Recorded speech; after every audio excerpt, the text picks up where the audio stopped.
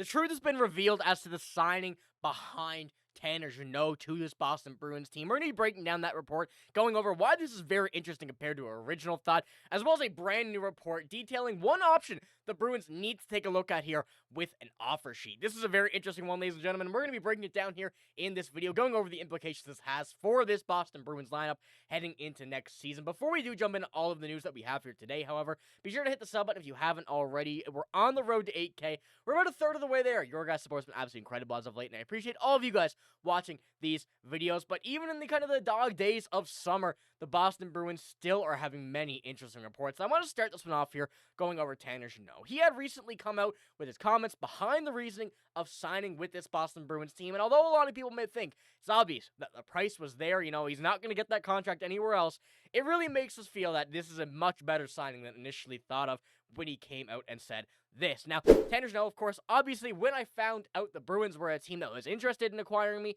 it definitely piqued my interest right away. Obviously, growing up, watching the team they had, they kind of embodied the style that I like to try to bring each and every night.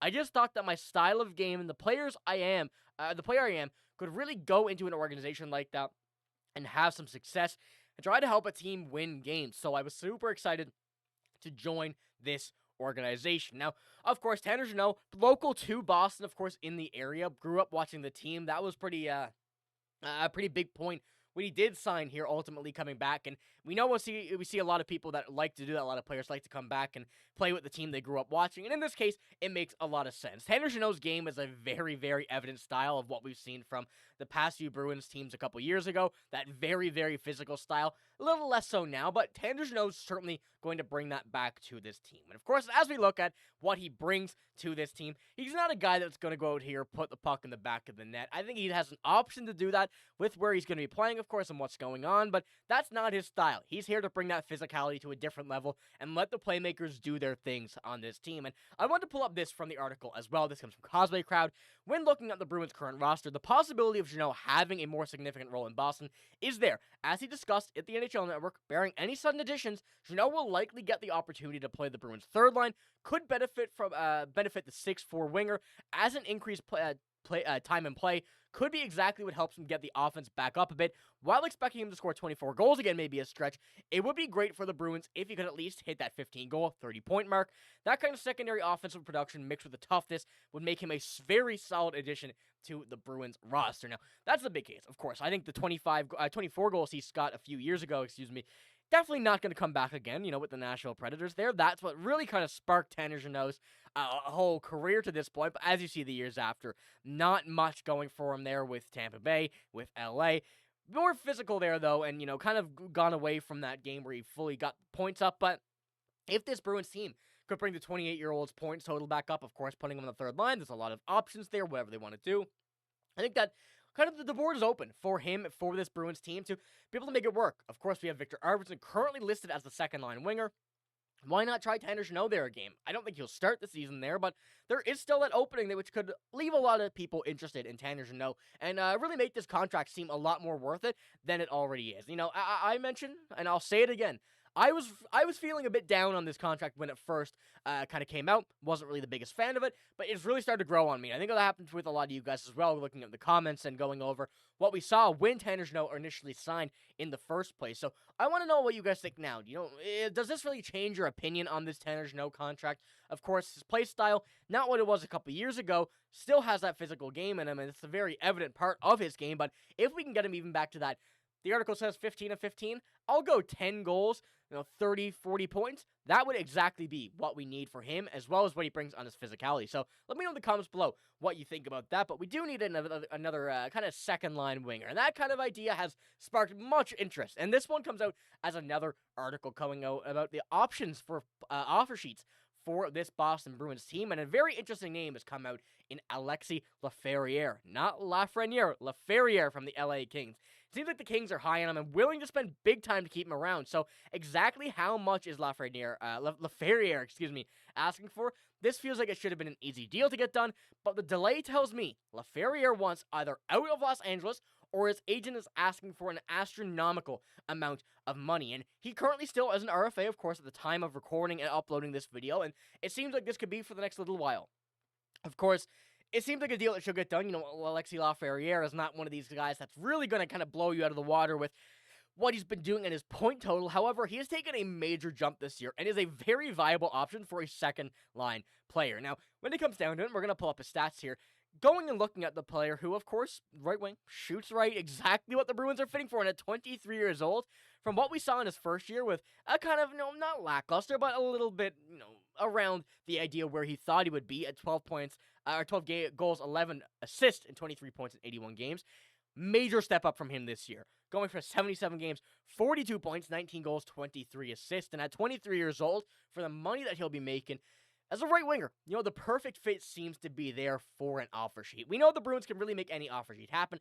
They have every pick they need to make anything work. And it will be interesting to see if the Bruins kind of value an offer sheet the way that they do, kind of making a move for a right wing.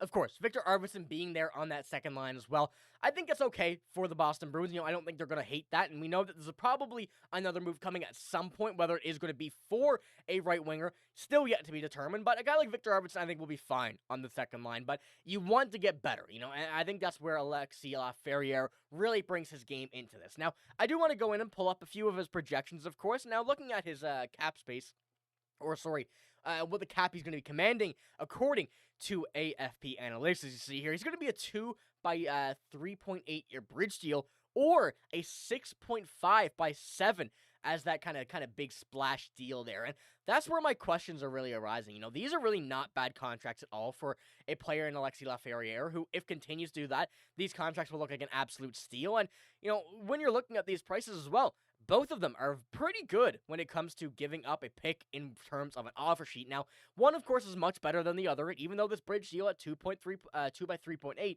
would likely be matched by the LA Kings. It's definitely a deal that I think would be a very, very interesting one to kind of look at when it does come down to it, because as we do take a look at the cap projection for the Vikings, we're currently sitting at $2 million, so that would be a much easier contract to go and get, that little bridge deal. You'd have to move, or send down one player, at the end of the day, or you go about here and kind of make a bigger move, get rid of a guy like Casey Middlestat, perhaps, go and make that bigger deal for Alexis Laferriere. And when you're taking a look at what the whole kind of offer sheet window and kind of wheel looks like, we know that this is a very different thing to look at compared to a simple trade or a simple signing.